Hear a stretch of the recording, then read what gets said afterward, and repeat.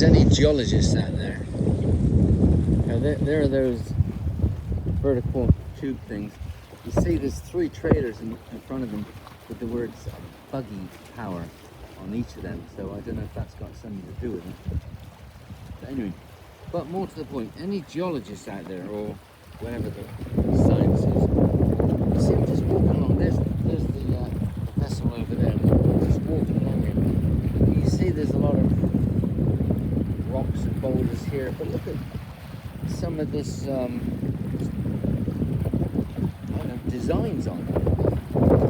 Probably not intentional, probably once upon a time this was deep below the surface of the water and lying on the seabed, or maybe attached to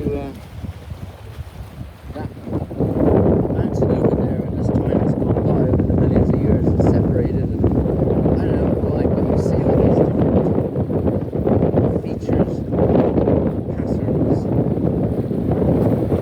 designs. I guess most of it is just a consequence of nature for some reason. But like, there's all different stuff here.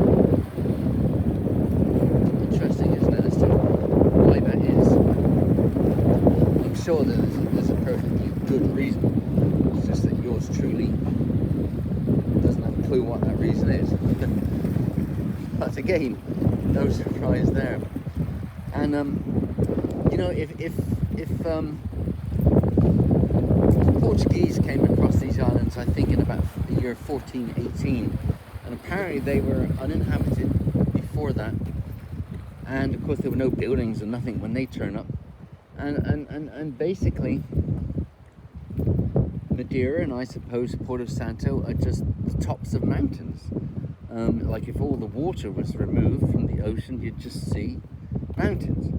And right now, the bit above land is the bit of the mountain that's above the surface of the water. That's all. Same as the rest of the world, I suppose. And apparently, Madeira, there's quite a slope on the mountain. It goes right down. And a consequence of that, apparently, are whales. Now, if you're into watching whales, it's better to do it in Madeira and not Porto Santo. But because the water is deeper, particularly on the southwest corner of Madeira, because it's deeper, there's more fish, and the whales can dive more. Whereas here on Porto Santo, that's not the case. The water is not so deep, so not so good for the whales.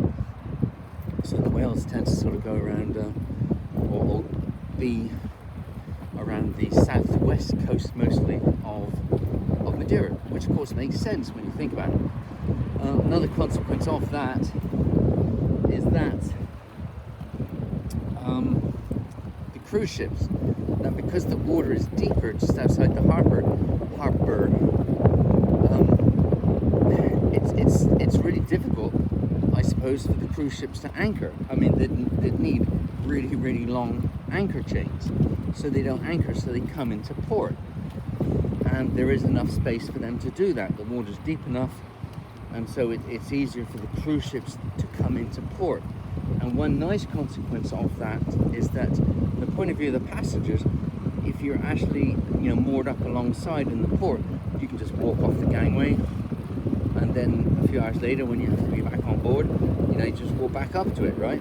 Whereas if you're anchored out, you have to take a tender to the harbour, and then later on in the afternoon you have to take a tender back to get back onto the cruise ship, and that takes time, both obviously to the harbour and back again.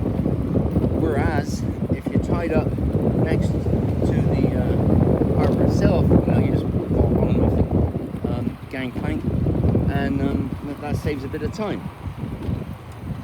So pros and cons, isn't it? But it's interesting stuff. Anyway, I gotta go. Look, so there, these lorries are going to be loaded on.